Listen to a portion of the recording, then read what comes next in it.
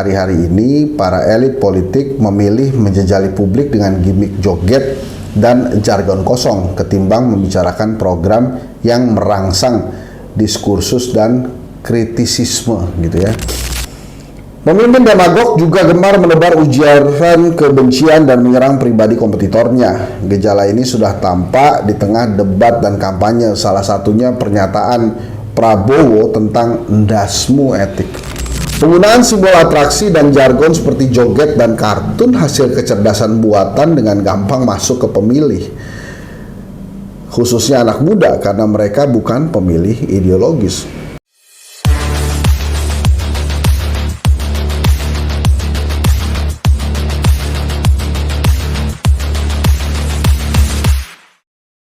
Assalamualaikum warahmatullahi wabarakatuh. Nih teman-teman, seperti biasa kita baca-baca Tempo.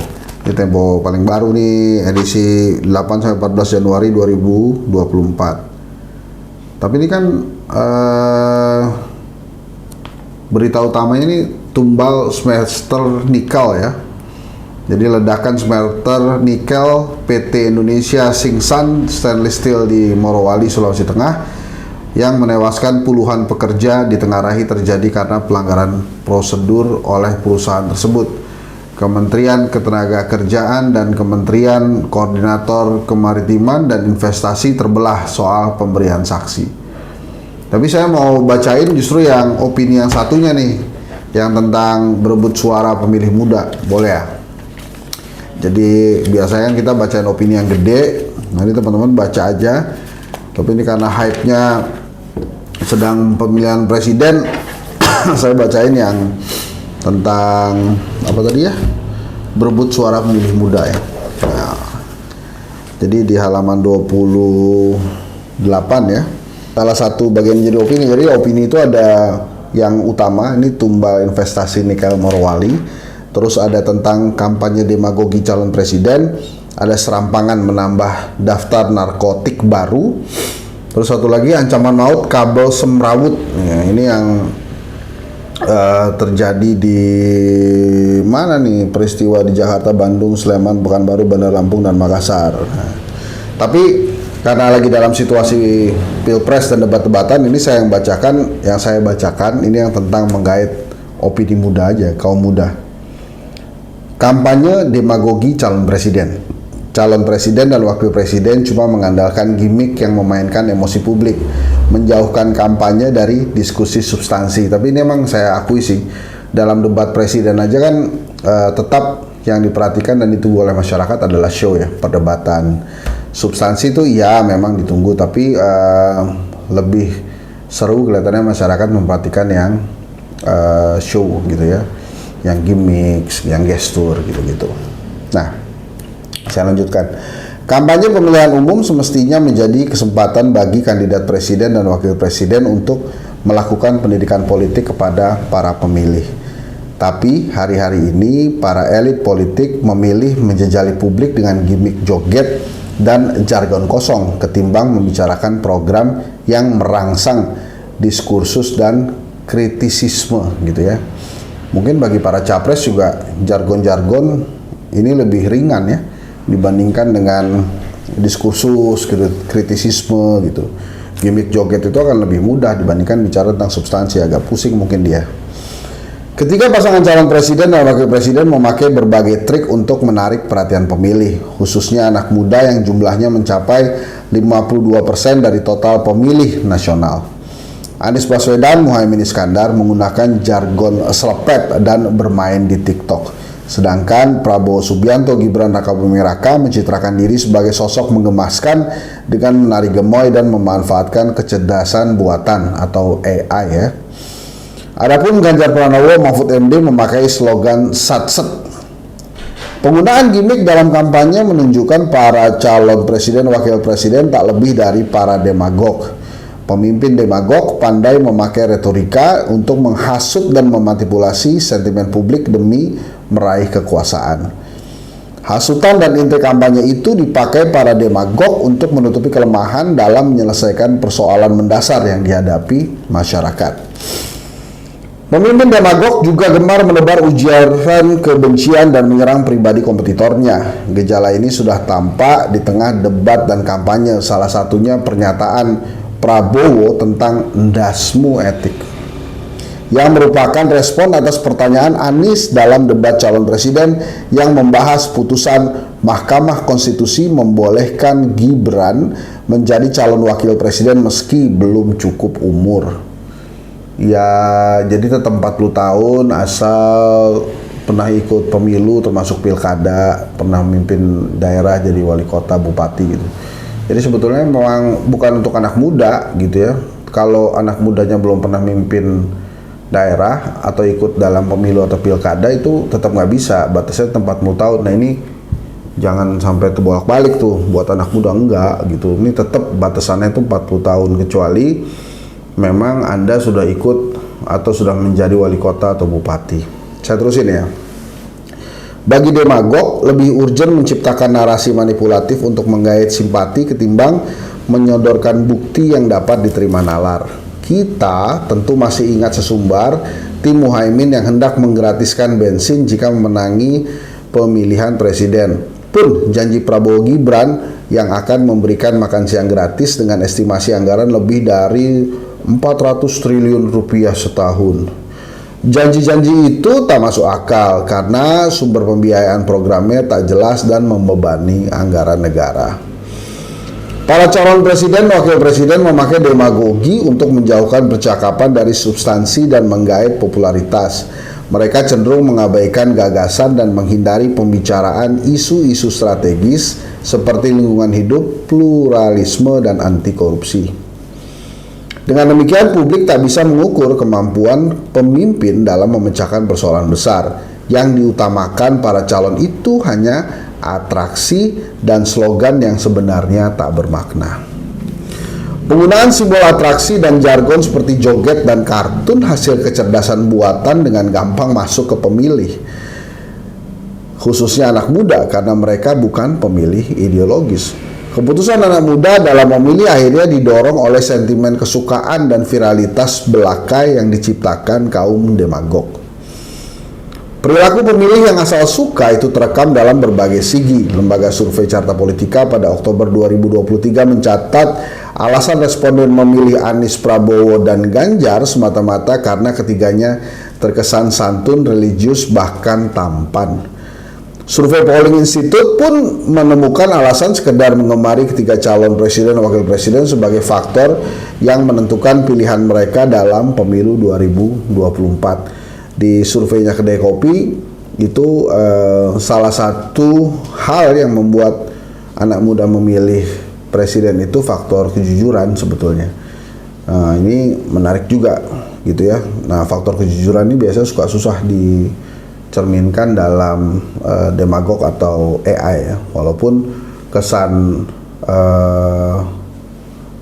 nggak berdosa kali ya, nggak bersalah tuh mungkin juga dianggapnya sebagai tampilan jujur ya, tapi nggak tahu juga tuh. Nanti mesti ada survei selanjutnya. Ini saya lanjutkan ke paragraf terakhir. Menjejali pemilih dengan gimmick tak akan membuat rakyat Indonesia menjadi berdaya dalam menentukan pemimpinnya. Setuju saya. Dalam masa kampanye tersisa, para calon presiden, wakil presiden mesti berhenti menjadi demagog, penipu yang seolah-olah memperjuangkan nasib orang banyak demi kepentingan dan kekuasaan dirinya sendiri. Yuk kita lihat ya berita terkait halaman 30. Gambarnya ini nih. Boleh juga. Nah ya. Nah ini kita baca dikit lah. Bercekak suara muda. Para calon presiden dan wakil presiden berebut pemilih muda dalam pemilihan umum 2024. Mereka berlomba-lomba menampilkan gimmick untuk menarik simpati milenial dan generasi Z. Kubu Anies Baswedan, Muhaimin Iskandar mulai bermain-main di TikTok dan menggelar desak Anies serta selepet imin di berbagai daerah. Ini kalau kata Ismail Fahmi, drone emprit berhasil menggeser gemoy ini. Sedangkan Prabowo Subianto, Gibran Rakabuming Raka memamerkan tarian gemoy dan menjanjikan sederet program untuk generasi milenial. Adapun Ganjar Pranowo Mahfud MD membentuk tim khusus media sosial dan menggait influencer.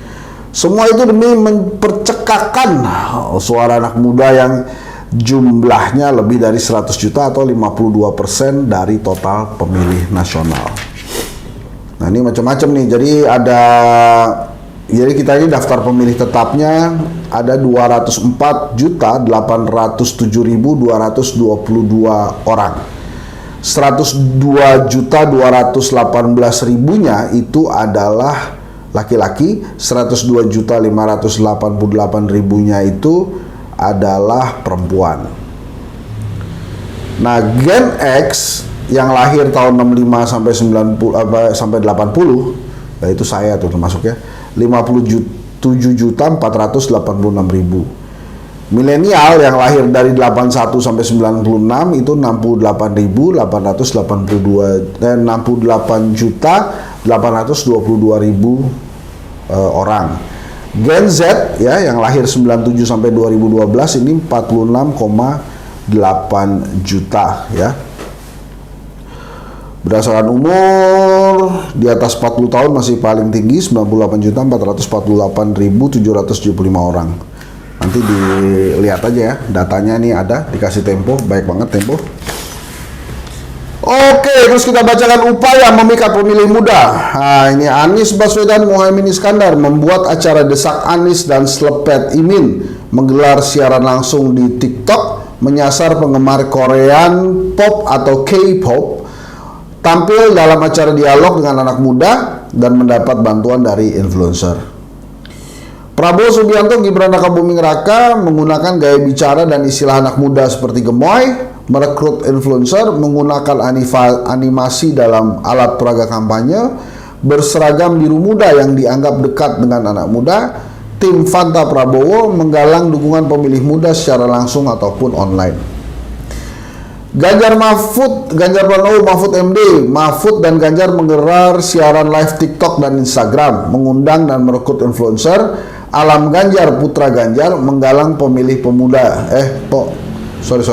Alam Ganjar Putra Ganjar menggalang pemilih muda. Istri Ganjar mendekati ibu-ibu muda. Menyiapkan acara cecar Ganjar atau gelaran Ganjar dan tabrak Prof untuk Mahfud. Bertemu dengan komunitas pemilih muda.